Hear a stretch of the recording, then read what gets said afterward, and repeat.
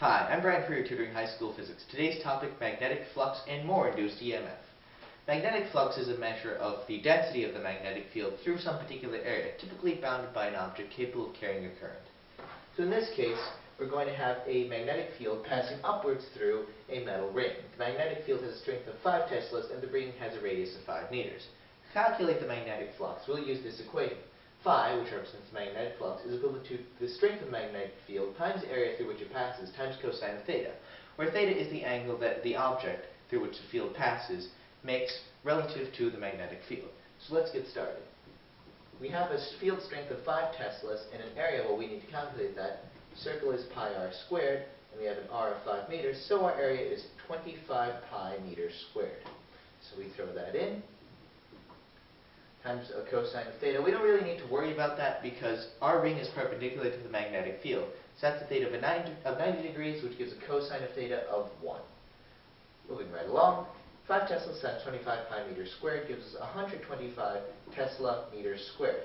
Now Tesla meters squared is a special unit known as the Weber, which is used to measure magnetic flux. Weber is drawn WB.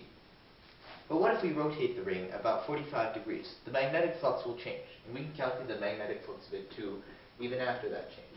So this is all the same field strength, same area, but new theta, cosine of 45 degrees. So basically we can just take our answer from above, 125 Webers, and multiply it by the cosine of 45 degrees, which is the square root of 2 over 2. We end up with lots of irrational numbers, but 125 pi times square root of 2 over 2 Webers is our final answer. Now, a funny thing happens when you change magnetic flux. You get an induced EMF in the object that you're moving about.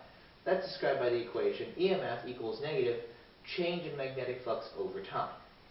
Now, the negative only serves to show which direction the induced current is going to flow, but we're going to work that out using the right-hand rule anyway. But do keep in mind it's part of the equation.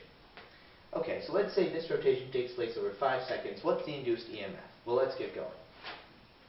Induced EMF equals negative, and so we take our final magnetic flux, and we have 125 pi times square root of 2 over 2 Webers minus the initial one, or 125 pi Webers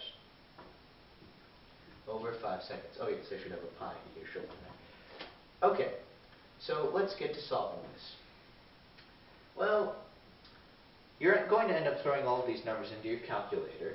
So I'm just going to do this by hand. 125 pi, we're going to factor that out, and we get times square root of 2 over 2 minus 1 over 5 seconds.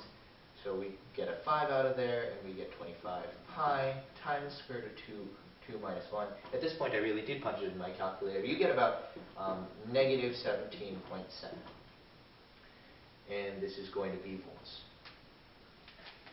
Okay, but what does this mean? Which direction does the current flow? Well, here's the trick to finding it out. The induced EMF is always going to create a current that attempts to oppose the change in magnetic flux. So recall the right-hand rule where you curl your fingers in the direction of the magnetic field, and then your thumb will point in the direction of current. Well, up here we originally had a magnetic flux going upward. By rotating our ring, we managed to actually increase that magnetic flux. So that means it's going to be an increase in the magnetic flux upward, meaning we want to counter that by moving our magnetic flux downward. So we can consider a magnetic field going downwards. So we curl our fingers downward through the ring, and our thumb points this way, which indicates a clockwise movement around the ring. Alright, to recap. The magnetic flux is a measure of the density of the magnetic field through a particular area, typically bounded by a metallic object or something capable of carrying a current.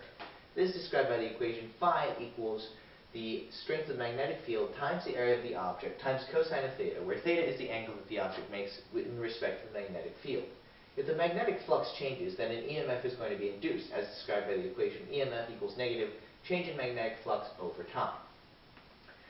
Once you find out the induced EMF, you can also determine the direction the current goes.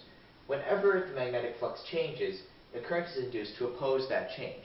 So if the magnetic flux increases, curl your fingers in the opposite direction of the magnetic field, and your thumb will point in the direction of the current. However, if the magnetic flux decreases, point your fingers in the direction of the field, and your thumb will again point in the direction of the current. Alright, that's all for now. Again, I'm Brian Freer. See you next time.